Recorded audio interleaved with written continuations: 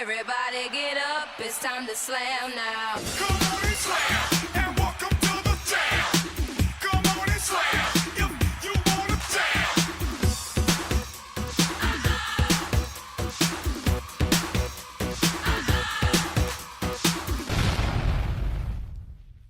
Stand. I feel like I've been doing me wrong. It looks like you were right all along.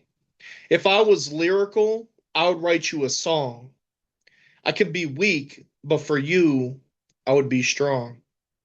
The beginning of a story starts when you meet, but there's no reason to end it without the middle content.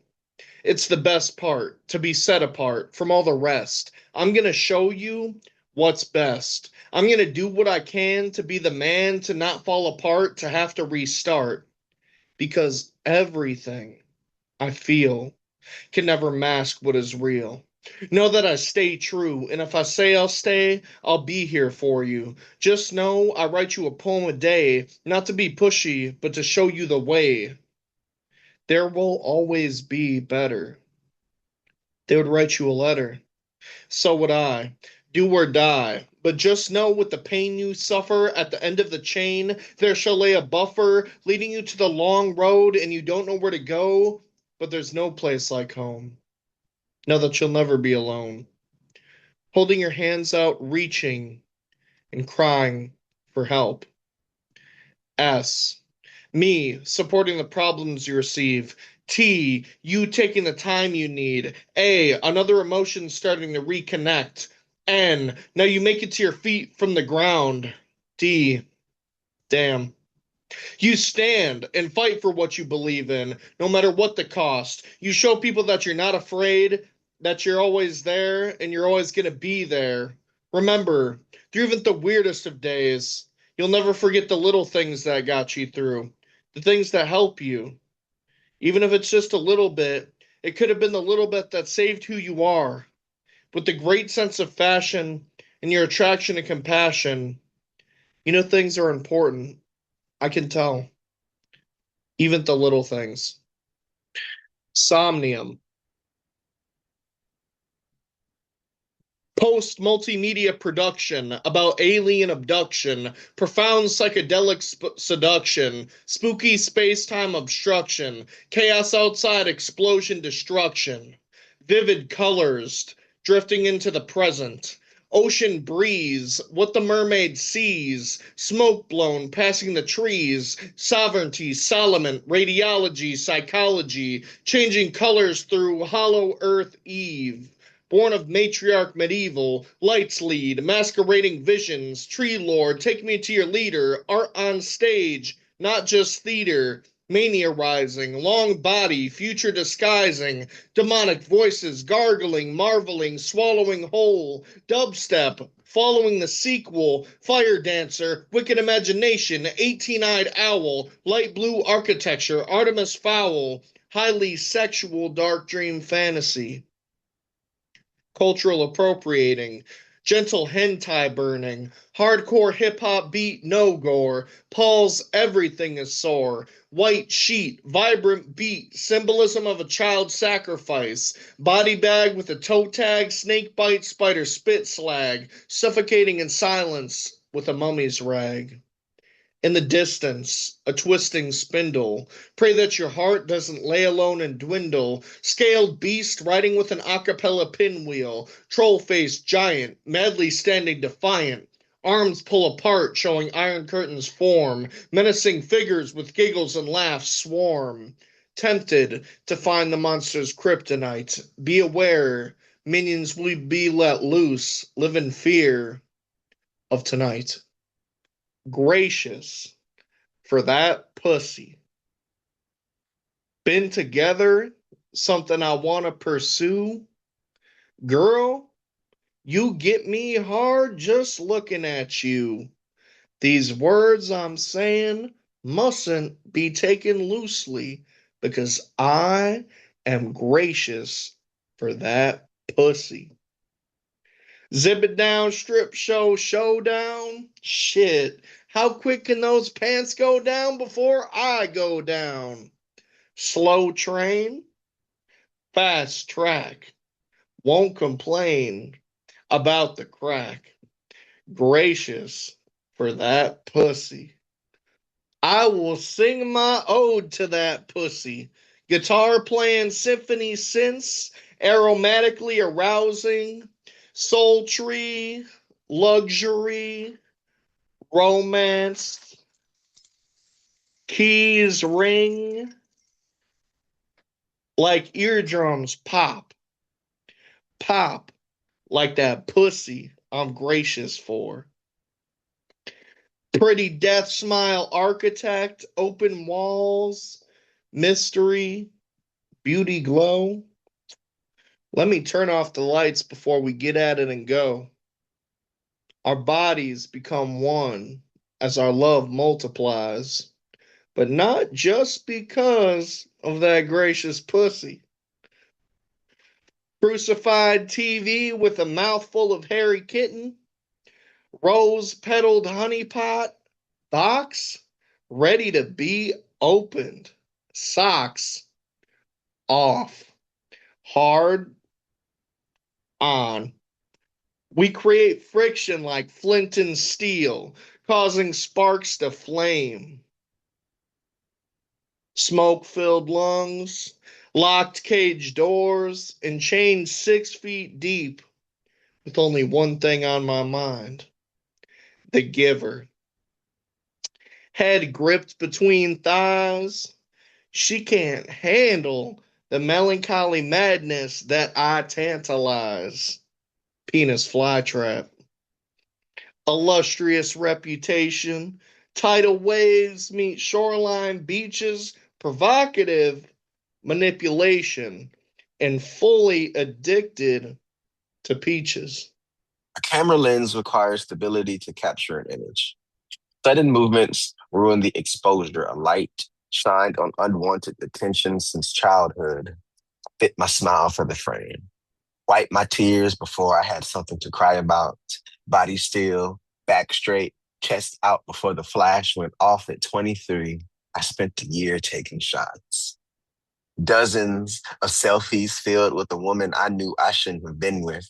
A ticking timer ready to snap when I moved. She'd smack me in the face, the perfect photographer. How'd she square up, pose me for a punch, leave me battered and broken. Proof our negatives made for better pictures. One time, she left a knot on my head, so I pinned her to the floor.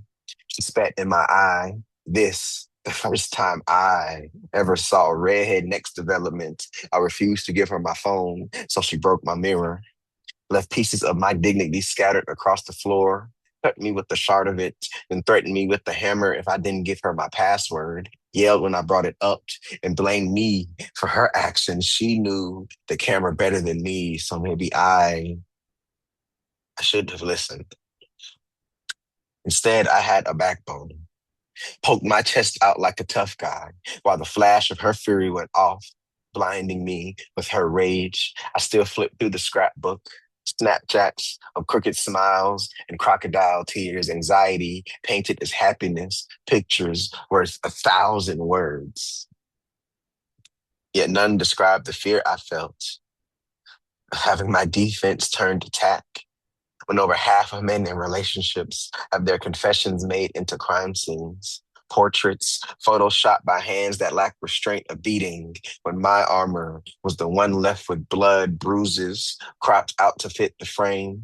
My eyes shudder at the thought of no one editing what Adobe, when bucks are the ones with horns, when we are assumed aggressor, men wanting to be heard, yet shot for being the messenger by a system, not believing we get abused to a flash. I still fear my next girlfriend made a fist at me during an argument. Froze. She asked what's wrong. I said, nothing. Take the picture. The windsock in the corner whips back and forth. I wake. Dreams of departures and planes falling from the sky still hang above me. The storm clouds roll backwards in the violence of the morning, so I'll stay in another day. It's broken glass when I breathe in. Didn't finish my dinner last night, threw half away, then woke up hungry. Trapped in my safe place, stuck with sad songs on repeat, while this haunted space waits to be filled by something that isn't coming. Living in the shadows, eyes become weak, light becomes pain, bodies break down. I find the bottom of this bottle and the answer is missing, but I'll keep looking there. I'm in my notebook making notes, my words flowing from every time I've been traumatized. Bipolar, they say. Like that's supposed to mean something more than more pills to take with food twice daily. What happens if I lose faith in the miracle? What if I bite the healing hand and turn on the treatment? Some poor practitioner wondering why this patient just won't get better. On a scale of 1 to 5, evaluate the following statements. Everything is my fault. My friends and family know I failed. Depression is calling me back to bed. Despair is so close I can smell her. I feel hopeless. Tell me, if I document, is it testimony? If I cry, is it truth? Am I trying hard enough to get better? Expect gusts of wind up to 50 miles per hour, pressure rising, and general fuckery that's hard to measure. Reporting from the bunker, deep within the storm, your favorite nobody, Nemo Sum.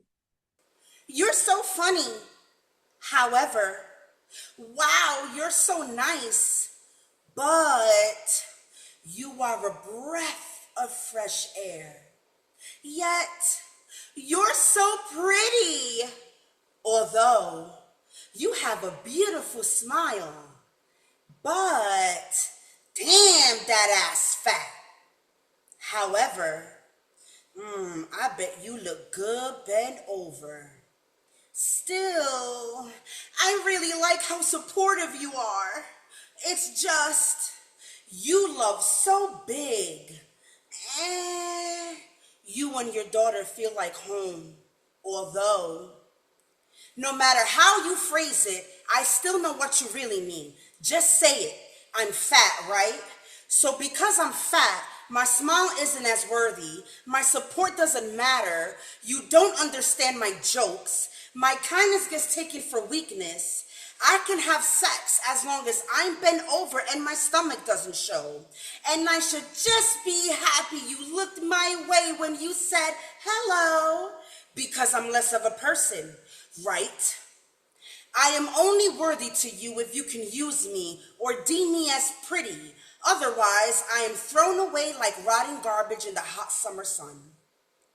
Cobwebs fill up my throat as I gag up a truth no one ever wants to hear or talk about, even though you all make it obvious it's there. Yet I somehow have to make myself small because you are afraid of my big girl talk in a room full of your just and but. I am more than my weight, more than my shape, more than a pretty face without a tiny waist with no time to waste on hate because of your unclassy distaste over my bigger frame. Make it make sense, post-haste. I am the sound of thunder cheering you on because you woke up today. I drag myself around endlessly if it means putting a smile on your face.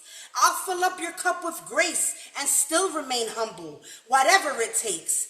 I have a passion for others, extra passionate under the covers. I love like no other.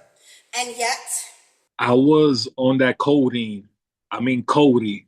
I've been cleaning my paths, dusting off roads. Yeah, I seen the dream.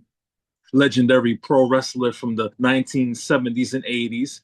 In 2000, he went extreme. In 2015, we lost the dream. But before he left us, he poured into the new generation. Like NXT, back when I was Husky Harris in the Nexus. Along the way, I created my own family with all of my multiple personalities. They said I was sick.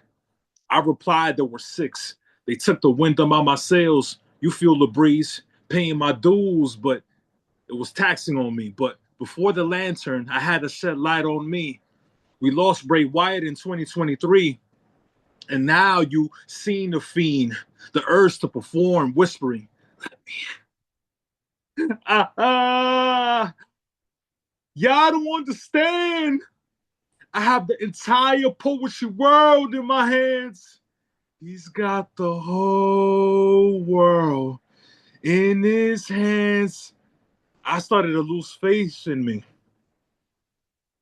But all I had to do was believe. Every open mic I put in a mandible claw until the crowd is unconscious. Ears wide open like my arms. Sister Abigail will count to three. She was my referee.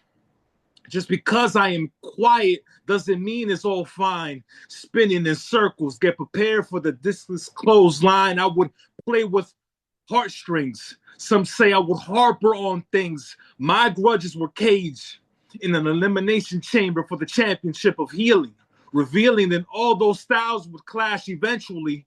I would strong-arm my demons, trying to drown them as I'm on a boat rowing in. I guess ignorance is bliss. This disassociation with trauma has you blanking on moments on life like, what did I miss? It would all be okay with a kiss to the forehead. Let me in. Who am I? Some might call me eclectic, some might call me strange, some might call me weird. That one's up for debate. The joys of being a neurodivergent: I'm outspoken. I wear my heart on my sleeve. I love unconditionally. I'm filled with compassion. I am transparent. I will sit and listen to your problems, even when I don't have the capacity to listen to face my own. I love my friends and family, but I feel best when I'm alone. I don't fear solitude. I welcome it. In isolation, I don't have to hide my sadness. It's when my anxiety is quiet. I am free to be exactly what I want to be. I can cry, I can sleep, doom scroll, masturbate, I can sit and disassociate, and no one is asking me if I'm okay repeatedly, or wondering if this is the last day before I end everything. I love that they care, but sometimes I just want to be alone with my own thoughts, alone in my sadness, in my thoughts, and my discomfort, where I don't have to wonder if I'm bothering anyone or being a burden, where I don't have to read a dissertation about what it means to be bipolar, where I don't have to put on a performance to make you feel comfortable, where I can escape all responsibilities. There is where no one is expecting anything from me. I can turn off all of the roles because, after all, I am not just a mother, a sales consultant, a poet. I am a friend, a partner, an advocate, a human. I am many things to many people. I recharge in isolation. The only time I truly feel seen is in therapy. There is where I find true freedom. There, I don't have to worry about judgment or toxic positivity. I'm allowed to fall apart. People often discount it because you can't see it. Unless you've experienced it, mental illness, you won't fully understand it. My illness doesn't reflect on the outside. It's in my brain. It comes with long bouts of sadness. It comes with really high highs, bad decision, negative self-talk, thoughts of ending it all. I don't always feel my personal best. I don't always look my best. I'm still finding my way through therapy and self-care. I no longer try to hide it. I spent many days behind a mask trying to hide the broken parts of me, only allowing the world to see what was beautiful, only allowing the world to see the good parts. I no longer live in the past. I'm not my body count. I'm not a victim. I'm not my disorder. I am no longer ashamed of my situation, of my diagnosis, of my past, or who I've become. Though my past may have shaken me, it didn't break me. I am more than a conqueror. I am resilient. I don't allow others to dictate to me who I am anymore. I go where I want. I eat what I want. I date who I want. I am a free thinker. It's okay for me to not see things as you do. We're not clones. I'm uniquely and wonderfully made. I live in a lane where it's okay to not be okay.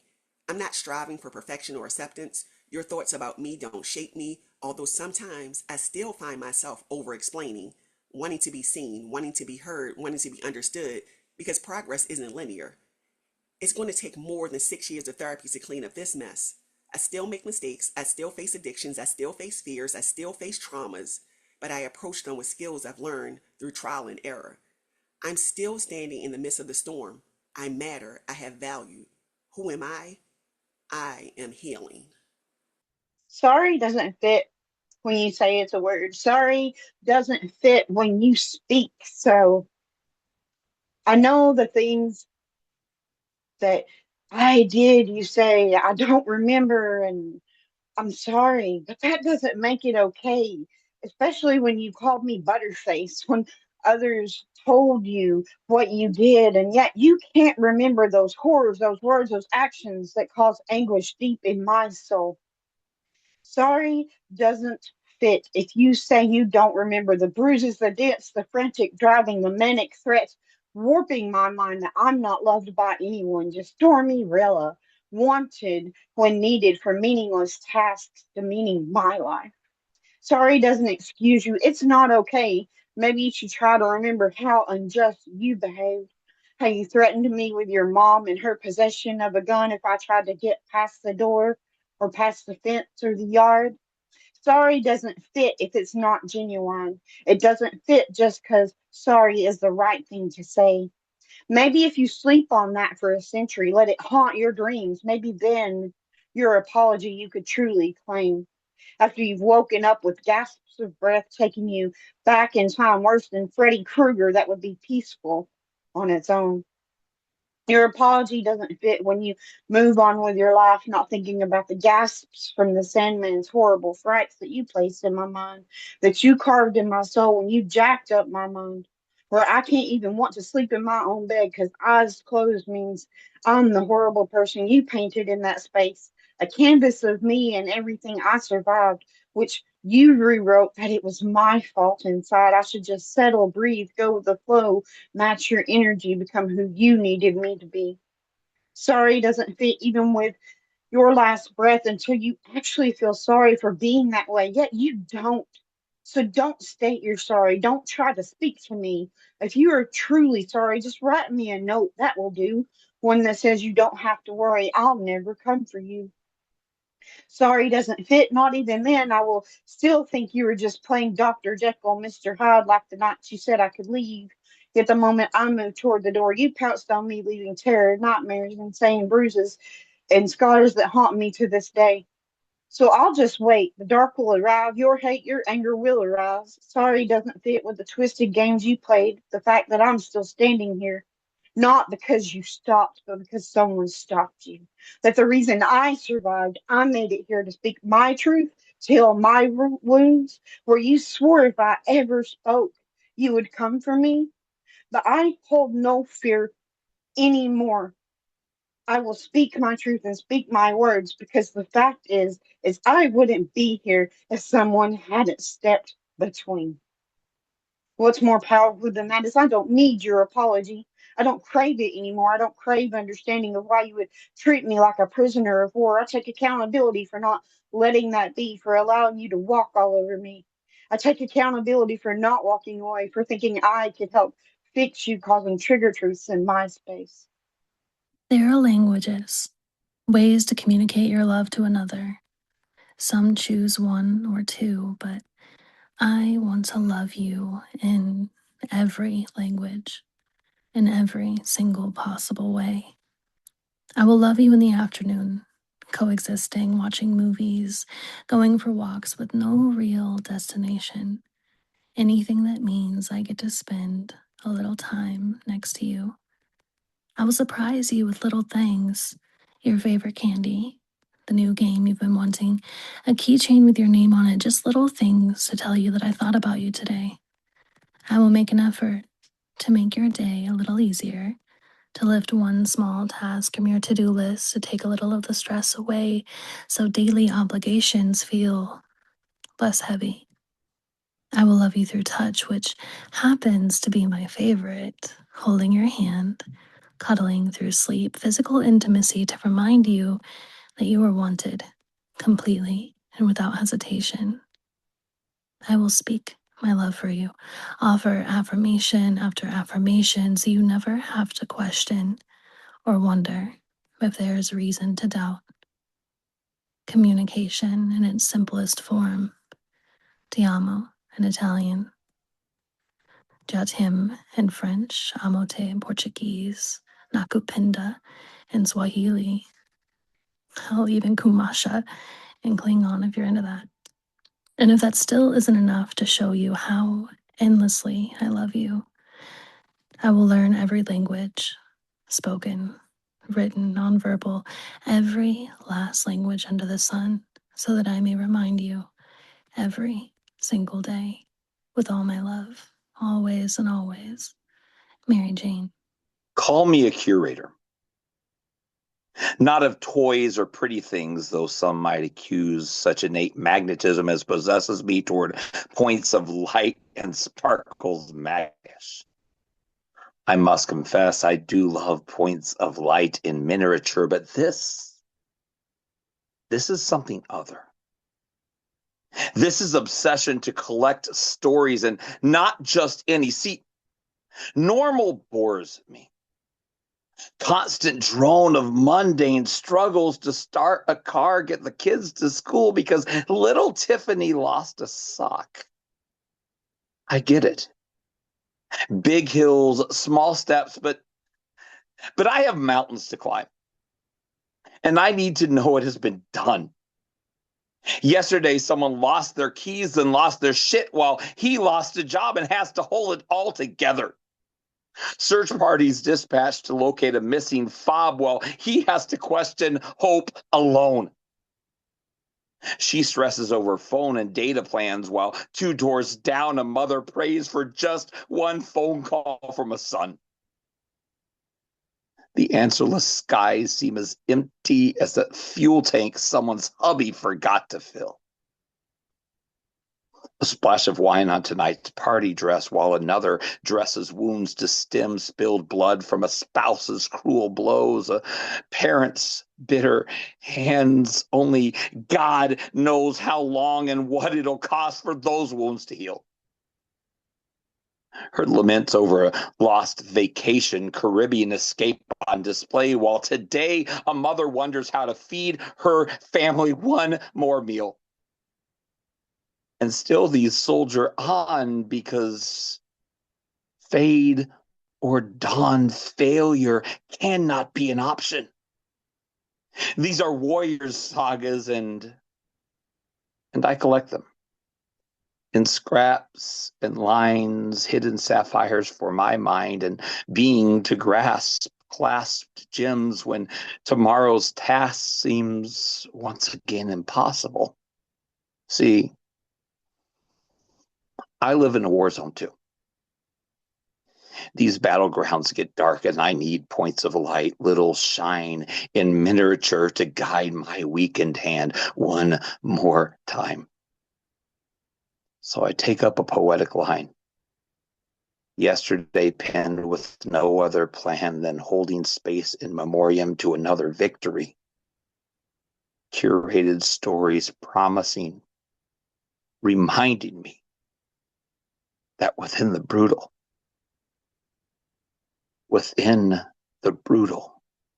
beauty still survives. The call came in. Man on the phone sounded dispassionate, described her as a human stray, maybe dead. He refused to stay, just gave an intersection and said, "Follow the smell."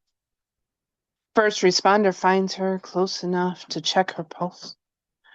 Got a whiff of her hair, smelled of stale sweat, oily salt, musky dampness, and something metallic, acrid, that seemed to ooze its way into his taste buds. He tried not to retch, tried to hold it back until she moved. The sickly, sweet, pungent odor that usually belongs to the dead crawled down his throat, grabbed his guts, and pulled him inside out. He just turned his head away, let it spill a trail down the alleyway. Every second counts. Every life worth saving. The other EMTs just an echo ringing in his ears as his lunch, made by his wife, left him like a tsunami leaves the shore, destroyed. She's on the stretcher, the echoes retch too, race to the ambulance. He grabs mask, slathers Vicks under his nose and gets to work. Eyes water aggressively. Heart rate slow, blood pressure barely there, barely responsive, incoherent, pupils uneven. It takes 3 tries for an IV. Saline to hydrate. Arrive at the ER, hand over fast and practiced. The stench lingers. Whispers through, his stomach clenches, another call comes in. He feels raw. Shoves it behind a wall, one more call. One more call. Shift ends, he heads for the showers. Refuses to bring death home, but his mind hangs on to the stench he can't scrub away. His skin as raw as the feeling he shoved behind a wall that begins to crumble. Home. Thoughts of his wife, he stumbles through routine, dissociates somewhere between the lockers and home. Sits in his car in the driveway. No music. Brain on pause. His wife appears at his side, gentle voice full of concern. He gets out of the car, silent and slow, tries not to show the rubble at his feet. She takes his hand, leads him inside, and sits beside him on the couch. No words, just pulls him to her and holds him close. She feels the damp of his tears through her shirt, the shudder of his quiet sobs. She whispers, "It's safe to fall apart." In the ward. I am good for nothing in the ward. Christy's here for sucking off the principal. Linda's here for the sliced up arms. Deanna bangs her head on the wall. Dump, jump, a dump. Her patch of bald, shiny as a kettle. Brianna and Sarah, what a pair. They don't eat. They are so strong. They're lighter than air. They don't give in, don't stash brownies like me, fat pig. Nurse Patty found it. Tisk, tisk, Elisabeth, for hiding your food. Fodder for art therapy. Tomorrow I will draw a picture of a fucking fudge brownie punishment for being so disgusting, like a pile of shit smudged on my face. For wanting a brownie. Hiding the brownie in my pocket at the dining hall, fingering the saran wrap, holding in its crumbs like an invisible jog bra.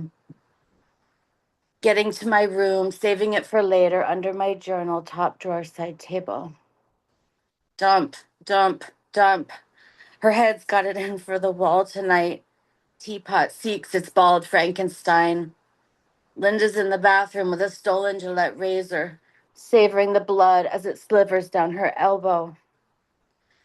Christy is incorrigible with the head resident again. If you let me suck your dick, I promise I'll eat my meds. Brittany and Sarah come freewheeling down the hall, smiling at each other, proud of tonight's numbers on the scale. 74, 72.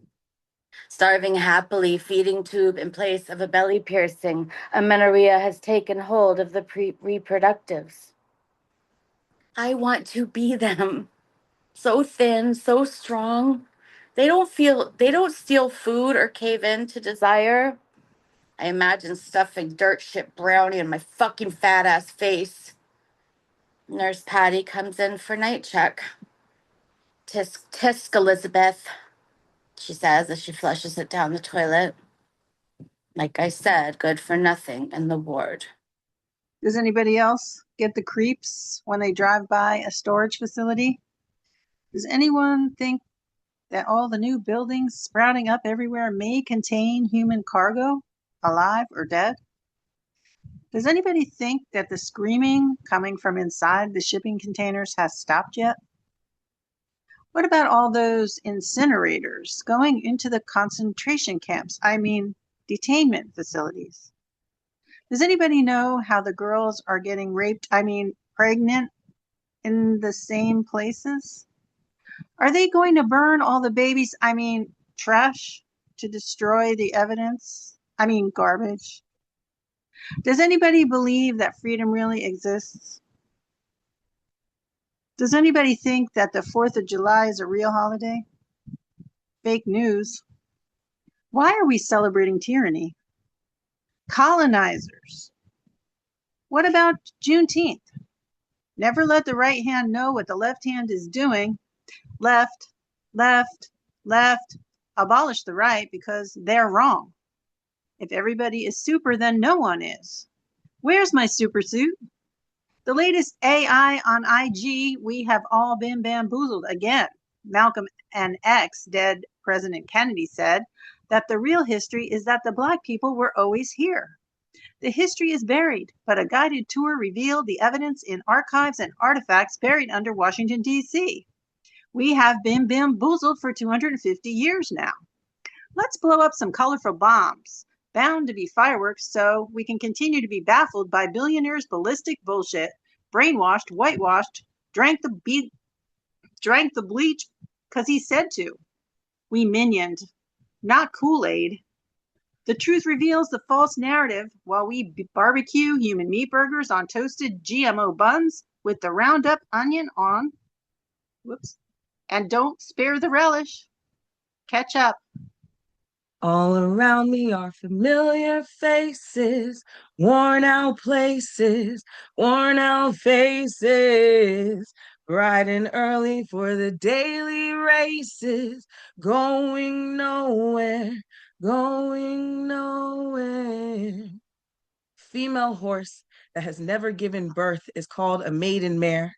My mother told me how she and my dad tried to have kids, but they've always been the kind of people to recycle rather than litter, and I find it kind of funny.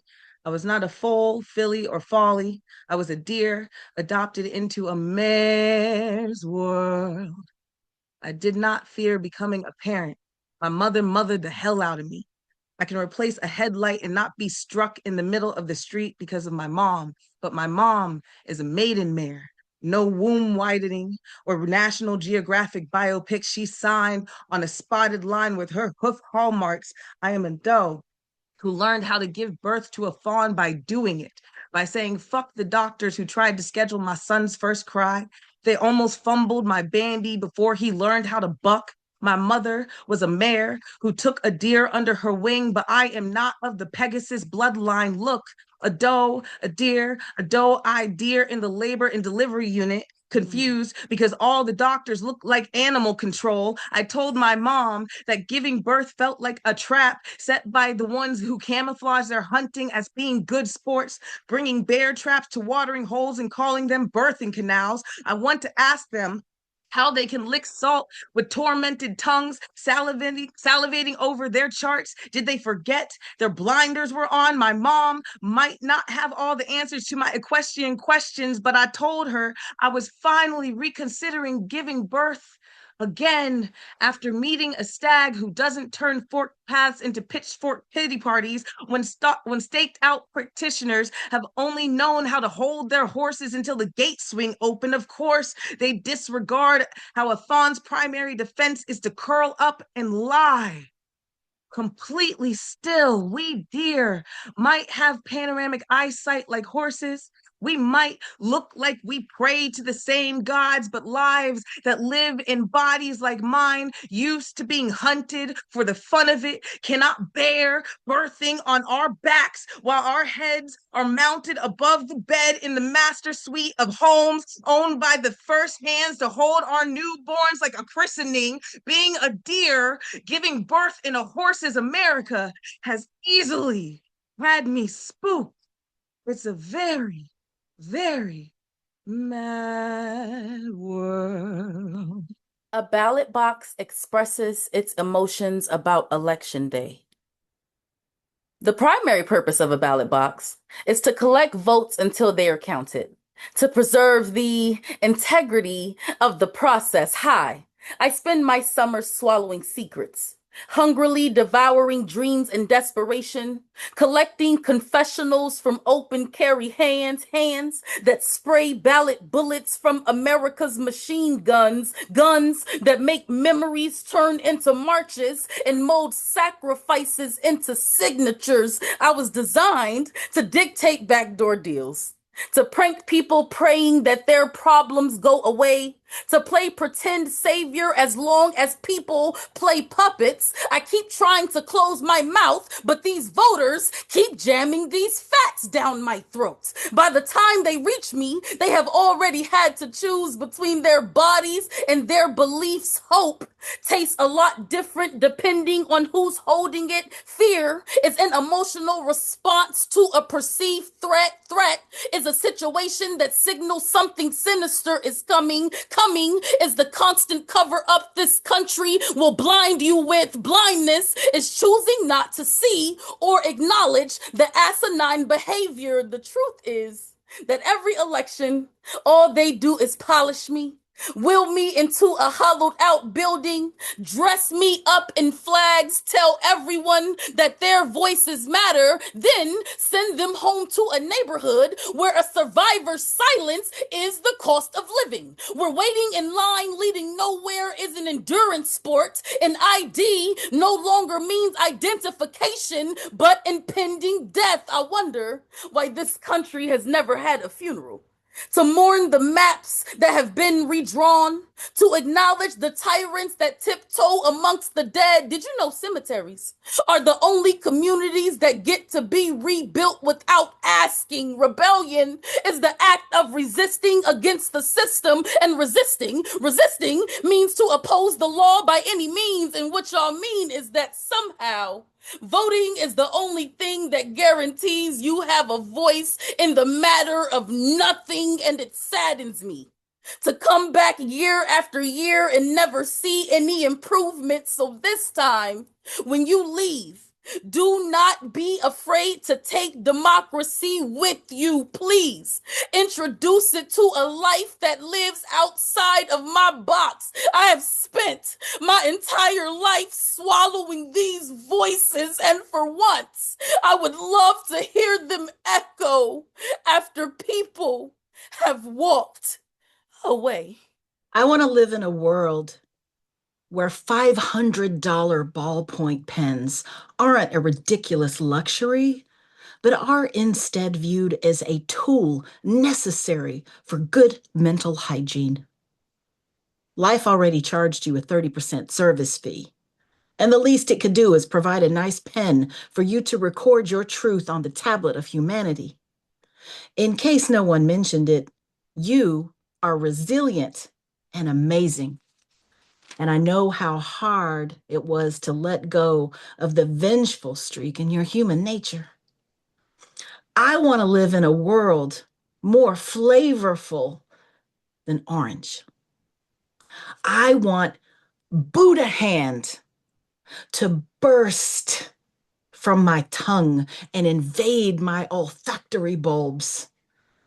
Oh, that my words could be exotic and sweet, Buddha fruiting your neurons around your brain. I want to live where it is not sadness, it is melancholia. And it's not an apple, it's honey crisp or wine sap. And even though I wince at the sound of my ink bombing raining down, my mother raised me to be amazing, which is why I can't just walk. I have to glide and thrust like I'm moving in disco. My thoughts are in stereo, and I used to think I wasn't worthy. But now I think maybe they're holding the boat for me. The least I can do is show up for the gallery opening. Free wine and cubes of cheese, cut by a man in a factory who plays guitar on the water and dreams of a world where people aren't mean. And that cheese is marinating in the bottom of my cheap wine belly, fermenting wisdom. Curds of truth separating from the way and the whys and the lies that weighed more than my heart could rebraid. Call me coward, call me afraid, but how long should I be tied to a life that does not fill my cup? I think it's courage to go pack my shit and give my spirit to the road and the wind. Let me tell you something, Mean Gene. I've been exercising more muscle than my 26-inch pythons as of late. And I'm talking about the big muscle, the most important muscle, the big noodle, the brain, and not the Bobby Heenan variety, dude. Me and the Hulkamaniacs have been doing our research on global warming. With the sea levels rising, many natural habitats are in danger, brother. There's no shame in crying when the world around you is suffering and you can feel that spiritual bond between you and the living, breathing forces of life that build the planet's ecosystem brick by brick, getting stronger and stronger by the second to the point that it's palpitating faster than a stampede of intergalactic shooting stars through every square millimeter of your veins, and you're overwhelmed with empathy, brother. And if that wasn't enough, my heart bleeds for all the Hulkamaniacs who go hungry worldwide, what they would do for a simple meal, man. And then I got to thinking how we could kill two birds with one stone, brother. First, I had to go to a whole nother universe, a whole new frontier to obtain sacred knowledge that binds all living things together. I went to college, Mean Gene, and I came up with an elaborate college education plan that will end both world hunger and the rising sea level. I went to great lengths to fund research, and honestly, we don't really know what we're dealing with here, man. I mean, I'm just a little worried about what level of influence I have, and if there's anything I've learned that is... And if there's anything I've ever learned, is that Hulkamania may be the most powerful force in the universe, but we are about to give birth to a whole new movement, brother, and that's Pasta Mania. When you cook pasta, what happens to the overall volume of the boiling water in the pot? The pasta absorbs the water. There is less volume. It's just a matter of doing that same thing, but on a much grander scale, man. You don't have to add salt to the boiling water in our oceans, brother, because there's so much of it. And who doesn't love pasta, man? Who doesn't love pasta? Who doesn't love sucking down on some spaghetti, or gnawing on some gnocchi, or feeding on some fettuccine, or ravaging on some ravioli, or macking on some Mac Jack? When we'll have so much pasta, we'll be literally swimming in it all, man. So rising sea levels, world hunger, what you gonna do? What you gonna do when Pasta Mania runs wild on you? You've named this incarceration. Called these prisons. Rather, call these concrete gardens walled beds where moonflowers and carnations bloom untinted. Unintended beauty springing out from weeds when rainy seasons prove sparse and sunlight turns scorching. The kind of birth from discarded seeds, sold at discount, traded at cutthroat rates, but never free. Proving life abundant always finds a way. Adapt or die exposes the weak, but shows men made of sterner stuff already knew freedom. Systems need them, but they live above the drought lines, thrive in untilled soil, spoil the food they find their own. I've walked among them, watched in wonder at perennial strength, crushed these flowers down. They only grow again, more fragrant for their bruising. I've seen essence buried only to search out cracks in cages hard as bricks and bars, split barriers, singing in voices perfumed by lyrics learned in darkness, internal luminance unfolding toward light. This is scarred beauty, gained in the fight, earned in the struggle, learned in the fall, discovered in rebirth. You call these prisons. I call them fertile earth where flawed men set aside for imperfections strip beyond their dying shells. Houses of containment Nah. Call them training grounds for resurrection. The doc says don't listen to them. He said they are bad, that I don't need them. But they have always been there for me, protected me. I wouldn't be here if it weren't for them. Doc wants me to shut them out, but the pills don't work. They whisper so loud, constant chatter. They never shut up, never shut down. Maybe I don't want them to leave me alone. They saved me. I want to scream it in his face, but just sit and bite my tongue until I taste blood.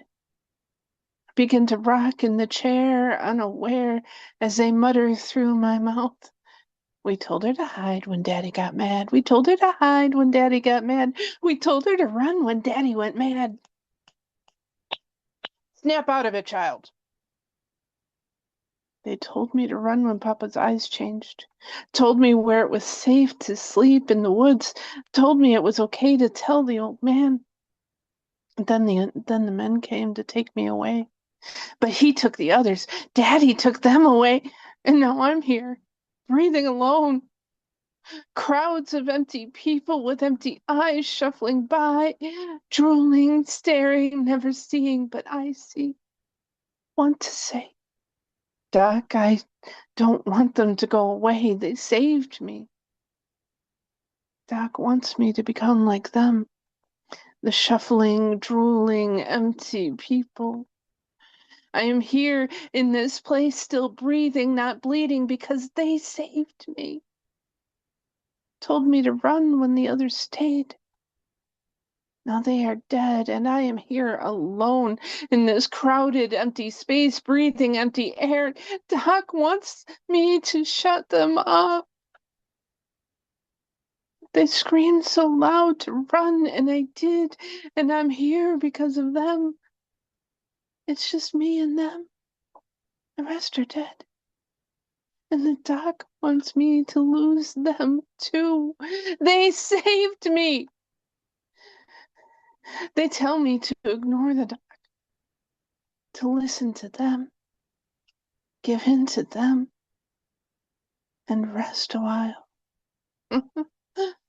I surrender to rest. I surrender to them. Good evening. This is your news at 6. Top news tonight is a tragic story of an unlikely survivor of family annihilation. The young girl leaped to her death earlier this evening. She allegedly broke through unbreakable glass on the 14th floor of the county psych hospital. Investigation pending. More details at 10. Some days I'm the boulder, and it is in my nature to roll down and crush the hapless while I'm breaking apart.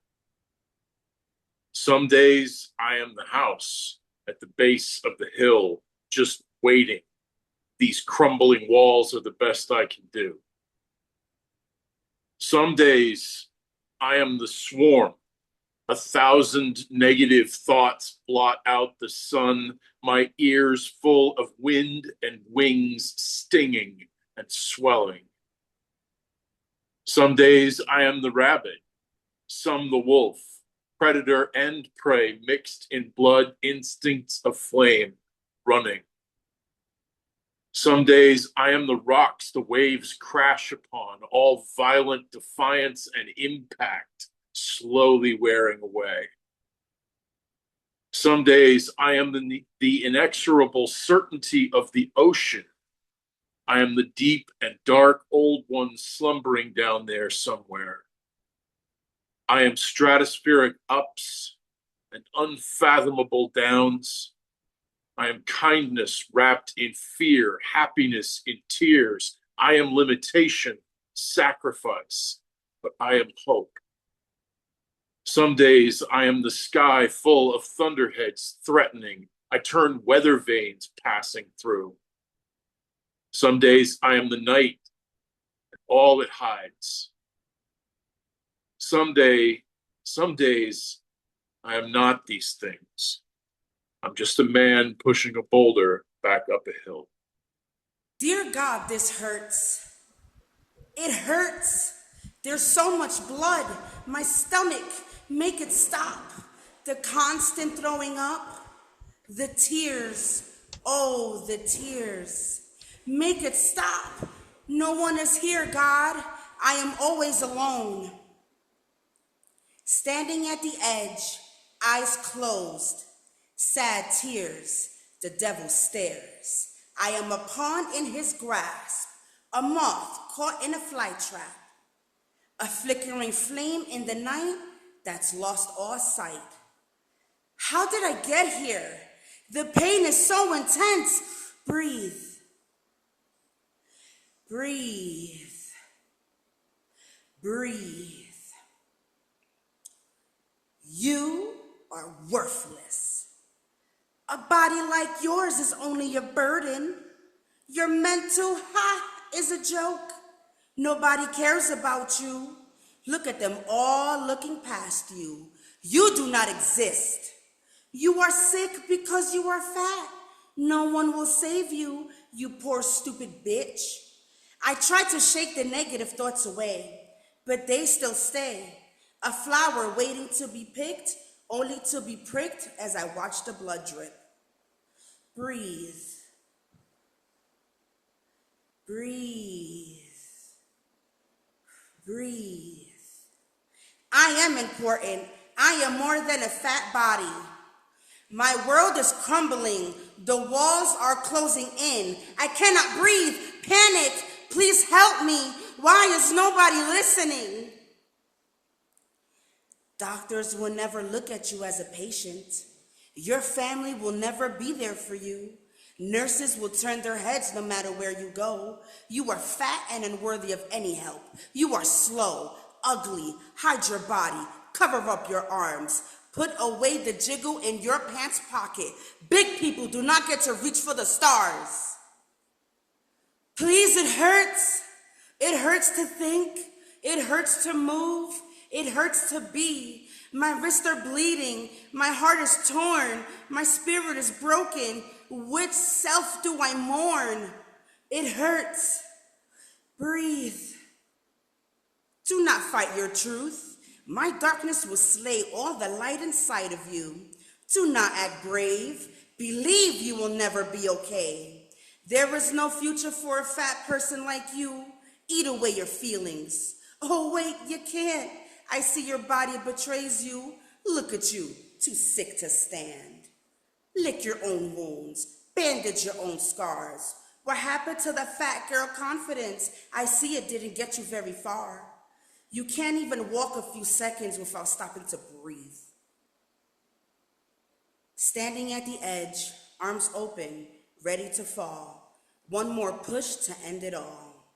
My stomach is in agony. My mental is doing somersaults. Nobody's there with me, not even a hand to hold. Breathe. I have to fight this. Please, it hurts. You are wrong. I am worthy. My body does not define my health. Just because I am not loved by most doesn't mean I don't love myself. A vessel full of humor, hips, and lips, logic, creativity. What's not to love about me? I am more than a fat body. Fuck this meant to dissect. Why doesn't the world want someone whose heart is full of love? A soul just trying to roam free, live as high as a dove spreading its wings. Breathe. Breathe. Breathe. Nothing is working, I see. Water will not stay in. Medication comes back up. Have you tried prayer? What fluff? Still sick and queasy, a pathetic person of society. I guess no love for your fat body. You will always be ignored, no matter what you do and say. You can give all you want. Everyone will just continue to take. Your pockets will remain empty no matter what you do. Trust me, you have nothing to prove. Good luck with all that fat inside of you. Breathe in, breathe out. Breathe fire into my lungs, life into my eyes. Bring back my passion for things so my life can finally take flight. Breathe, fight. I need you alive. Come on, see, do not flatline. Feel that warmth? Healing is on the rise. You may have lost yourself, but a new one is coming. Do not listen to the voice who's always slumming. Keep fighting. Welcome God's love. Welcome God's hug. Do not listen to the dark side. Keep fighting your purpose. Everything will be fine. You are worthy of all things great. Fuck everyone else who blamed you for all of their mistakes. You are not a burden, even if you build your empire alone. Keep going, even when the devil fucks up the flow. Breathe, fight. I will beat this illness. It's on sight. I really needed it. I couldn't hide it anymore. I'm not excited anymore. Dark emotions no longer hiding behind closed doors. Where is he? I can't find him. Finally shining a light on this. Tired of this negative emotional maze. I just want to get out. Maybe taking myself out will be my only escape. Maybe I should take myself out like a date. Yeah, I mean an expiration date. Pessimism taking the majority of my plate, fatigue draining my energy. So fighting back gets harder and harder. Fuck it. Fuck this. This outdated way of doing things is corrupting my program. I started to isolate and recreate the same moments over and over again in my room, ruminating, hopeless, romanticizing, hoping, rewinding, and pressing play could change the results. Finally, feeling like myself after all this time away from who I used to be. Before this cloud of sadness, sorrow, and anguish took a hold on me, coping negatively. No amount of anything could fill this hole in me. Finally, allowing myself to be loved by my friends and family. Misery loves company, so I'm comfortable with just being with me. I am tired. Tired of 5-minute conversations that only consist of how are yous. They never result in dinner. Maybe it's just not my time to shine with whoever's out there. But wait, if it's not my time, then when would it be? Because I'm fixing to turn 43 and life is just passing me by.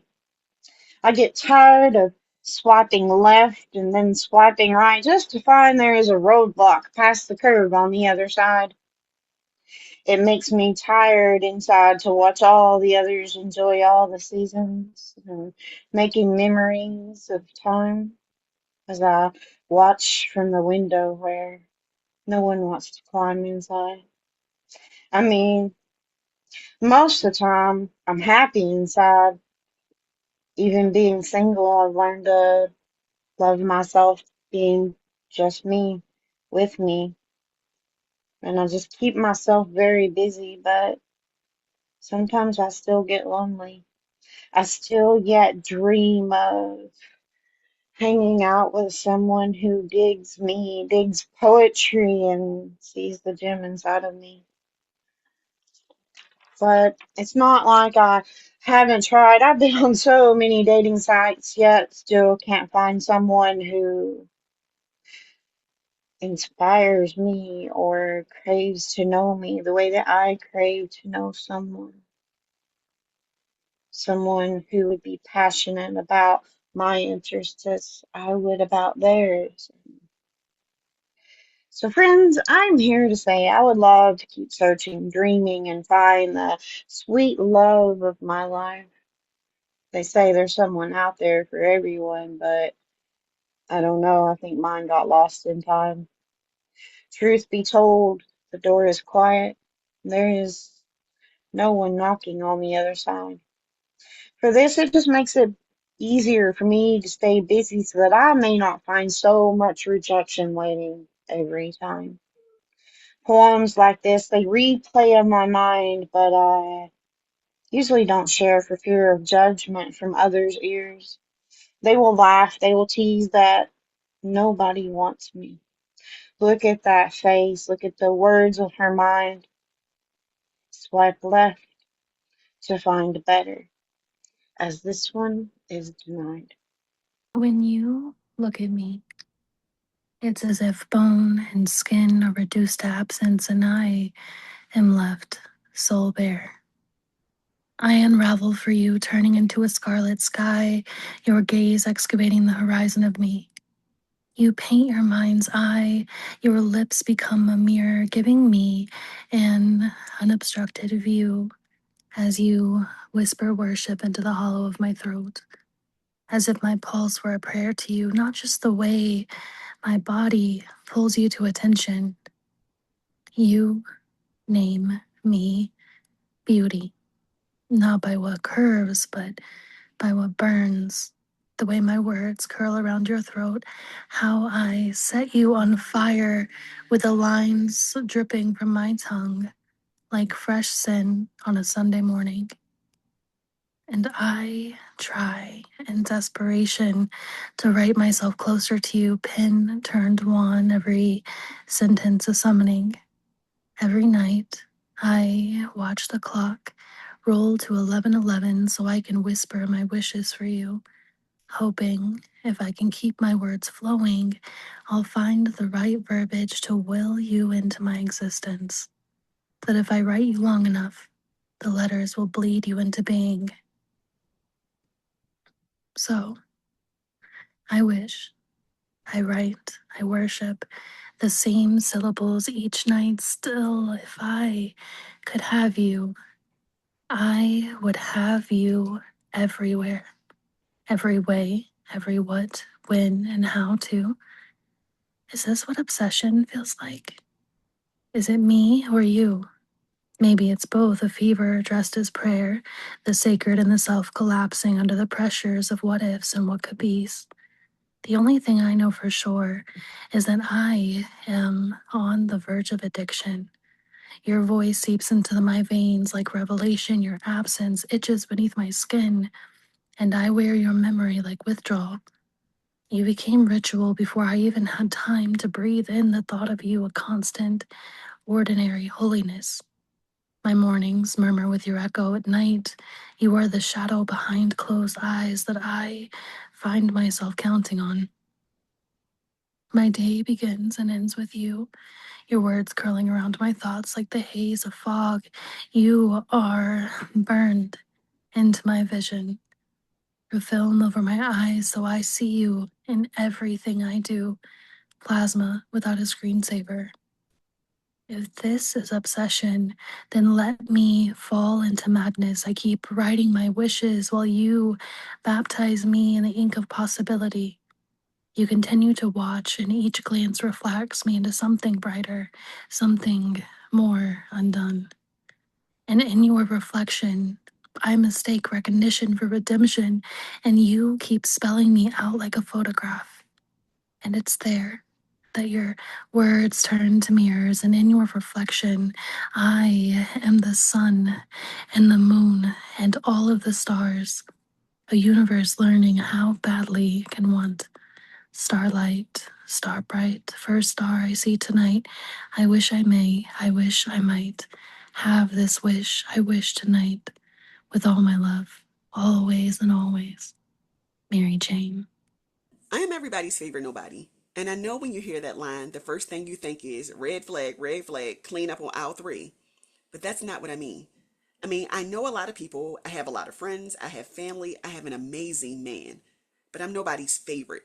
They know I'm funny, they know I'll show up, they know I'll pour into you, they know all the things. They know how I'll react, they know I'll always be here.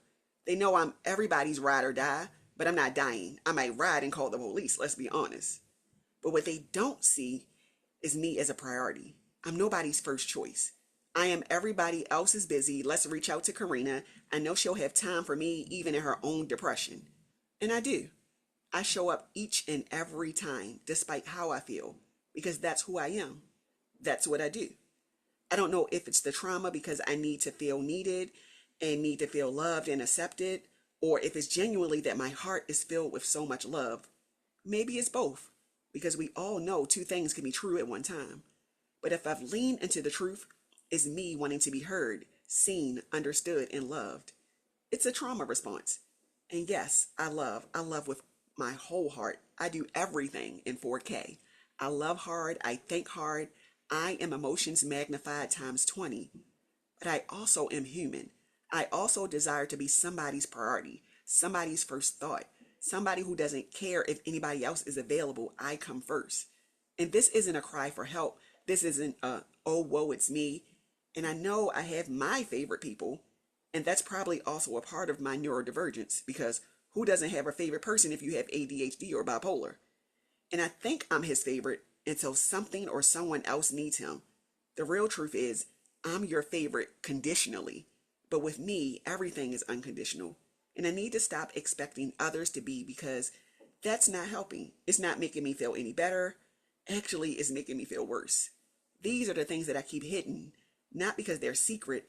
I've learned that some things are simply sacred. The minute I say them out loud, they're used against me. Besides, what do you say other than, I'm sorry? There's no way to fix it, there are no words to mend it, and there isn't enough therapy to erase it. Maybe underneath it all, there is a little, oh, woe, it's me. Maybe that is my truth. But the bigger truth is, I am everybody's favorite nobody. Flight found in a rusty swing of an abandoned amusement park, the memories taking me back to that time and place when metal wasn't rust.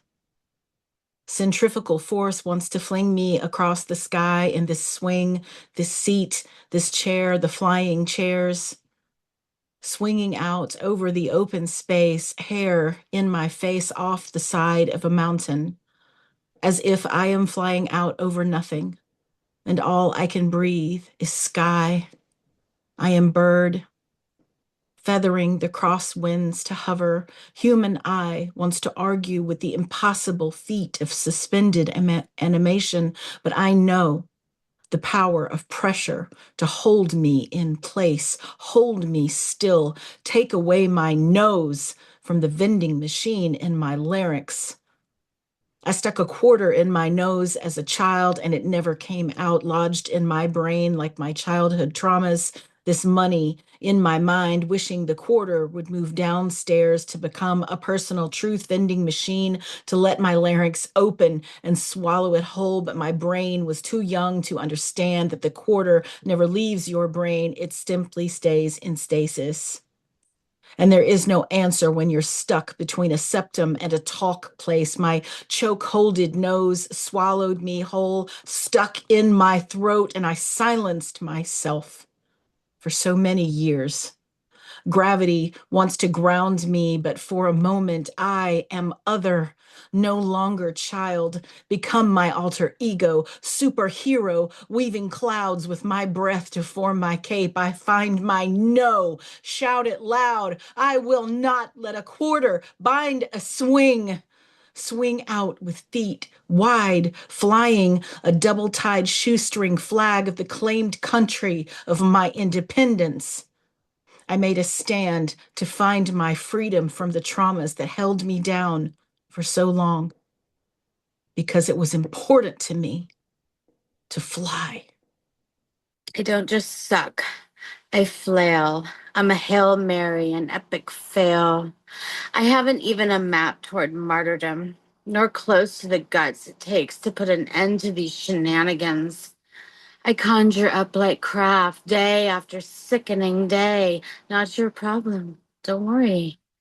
If I can't end what ails me, nor quit the hate conflagrations torching me, what's the point of forming a suicide 503C for you to be a blood sister? Let's make a needle pact and infatuate with me.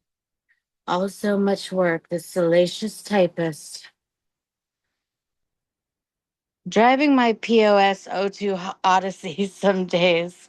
I pray to swerve and hit something so hard it wouldn't hurt. Just go dark, clonk, then nothing. A wheel might fall off, the roof might shear, but miracle, alive, just wounded, paralyzed with several bones broken.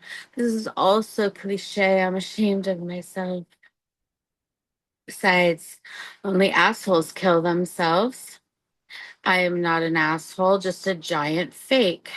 In my frivolous veil, arthritic, frayed, spayed like the toilet bitch. Oh, the inhumane ways of the toilet witch. Look how my soul cannot wipe its eyes dry long enough to meet your liquid pools of ink squirting at my pathetic attack. I didn't want to do this to you. This goo gibberish splat upon your mercy blanket. I didn't want to be like this. Never meant to carry on like this. Tears carry no weapons of war. It's my words of mass destruction. Carry on, brave soldier. Do not please me in response. Do not even look back as I go nuclear. Repose. Repose. When I say I love you to you, I'm not fucking around. You see, when I say I love you, what I really mean to say is out of 8.3 billion people, I find you to be uniquely special. When I say I love you, what I'm really trying to say is you're the eternal flame that has kept my heart warm through living this ice cold society, and I just want to provide that same courtesy to you. When I say I love you, it goes beyond the physical. I truly appreciate every nuance of you. I accept and embrace every part of you unconditionally. When I say I love you, what I'm communicating is that there's no other pair of eyes that I would desire to be lost and found in at the same time. No other pair of hands I would want to hold to keep me from bearing the frostbite colds. No other pair of arms I would want to be embraced by because you got me feeling like I'm on cloud nine. No other pair of lips that I would want to kiss because that is an experience that is can't miss. When I say I love you, that is me saying, I feel safe with you. And you are safe with me. Let's grow and build something special together. When I say I love you, there's the primal urge to become a chaotic good time wizard so I can spend space and time to be able to make you smile any instance you are caught in a rough patch. When I say I love you, point I'm trying to get across is that you have this immaculate way of making me smile and making me feel genuinely alive, seen, bubbly, giddy, hopeful, and a whole bunch of fun vibes. But by God, Lucifer, and the universe, how I ache to be able to make you feel how I feel. When I say I love you, that's also me saying I will always respect your boundaries.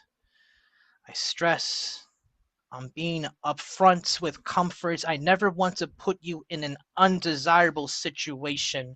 When I say I love you, that is another way of saying you are home to me. And I got you. I strive to be your safe space, your match energy, your safety net if you fall, your impenetrable box of secrets, your calm from the storm. When I say I love you, that is me offering you my most vulnerable part of my existence and trusting that to you to hold that tenderly. As I fully commit providing that same comfort, when I say I love you, I just know that no matter what, I love you. Nothing is greater or bigger than my love for you. No quarrel, no trial, no tribulation. At the end of the day, my heart just comes back to you. My desire to keep growing and building will not cease, and I firmly believe in our ability to communicate through anything. With that being said, I love you, boo. So damn much. Deathly Hollows. Body after body, night after night, pain in my heart continues to grow. Black or white turned pale, covered in the darkness, veil. I've never felt so frail as I write. Stitch or so, cadavers come in row by row, held the records in a trap to keep.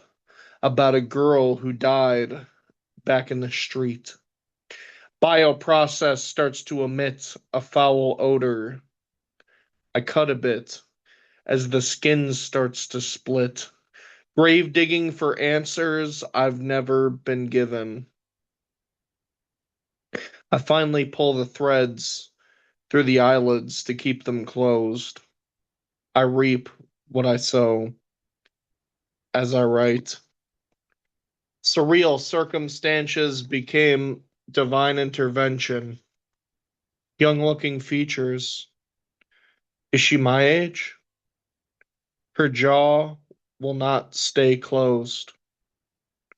I look back to the face. The eyes I'd just sewn shut were now wide open and staring straight at me as I write. You doused my soul with gasoline and flicked a match into my brain. Metaphoric formation, formaldehyde. I couldn't hide. Didn't sign up for this, but still on the ride. Listing everything that comes to mind as I write. Before being blind to the macabre, before it was my job, overdue, silence finally comes through. The light starts to flicker and the body starts to bend as if the bones were made of wicker. Psychoanalyzing dread. Call me fucked up in the head. I'm like the monster under the bed, brushing off the glass-covered page as I write. The squelching pale body lets out a death rattle as it ascends into the air. Asphyxiated affliction permeated postmortem, sacrilegious swept sanctum, nightside frequency, distorted quick daydream, knee-deep in nightmare. The floating girl starts to tear into me, fingers on teeth, enveloping my entire existence. Until there's nothing, not even the smallest amount of flesh left. Manufactured minutes later. Hollow heart. Chaotic soul. Rusted wheel. Spider splinter splice. Just getting some rest would be nice. Would be nice. Just getting some rest would be nice. Wouldn't it be nice if we were older? The gentle wisps of wind in the air, the pitter-patter flip-flops beat of hip-hop, stop passerby cars, climbing monkey bars, band-aids, scars, sun, moon, stars, alternate reality, cyberspace, dilation. Feeling of, should I really be here in the first place? Cosmic railway, genetic emancipation, teleportation, regeneration, temporary relocation, stake tracks, cemetery bodies to hack, necrosis fist fishing, backyard tree pissing, exceptional solitude, cognitive dissonance instead of modern intelligence, challenge collective ignorance. What I'm telling you is that what I'm saying is more important than the volume of my voice.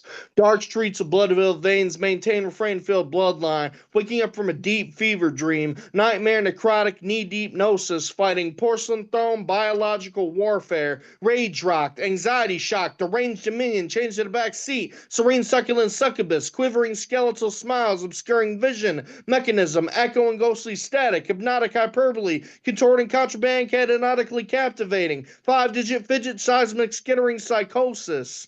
Internal debate, blissful bloodship mohawk, lackluster Lucifer dust-busting clusterfuck. Say what? Sunshine corner store liquor. Someone get me a grape sweet swisher. Let me ask, do you get the picture? Pour me another pitcher. Tie me up and put me in a straitjacket. Out of control, but no other way to hack it. This is entrapment. Trial of delirium drawn close.